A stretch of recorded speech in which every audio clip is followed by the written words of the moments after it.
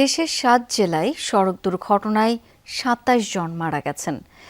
টাঙ্গাইলের কালিহাতী উপজেলায় সরাতৈল এলাকায় রড বোঝাই ট্রাক উল্টে প্রাণ গেছে ১৫ জনের, আহত হয়েছেন ৯ জন।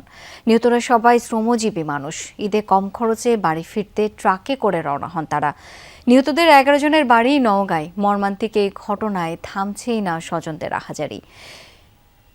বগুড়াতে প্রাণ গেছে বাবা মেয়ের। সকাল ৮টার দিকে শাহজাহানপুর উপজেলার বনানী এলাকায় এই দুর্ঘটনা ঘটে।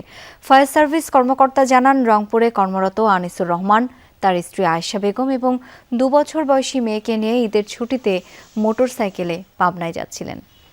একই জেলায় বিকেলে জেলার কাজীপাড়ায় বাসের চাপায় মা মেয়ের মৃত্যু হয়েছে।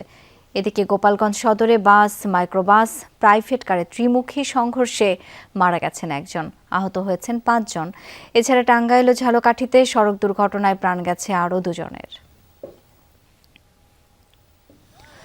মানিকগঞ্জে ঢাকা আরিচা মহাসড়কের মূলযান এলাকায় বাস ও গ্যাসবাহী লরির মধ্যে সংঘর্ষ হয়। এ সময় বাসটিতে আগুন ধরে যায়।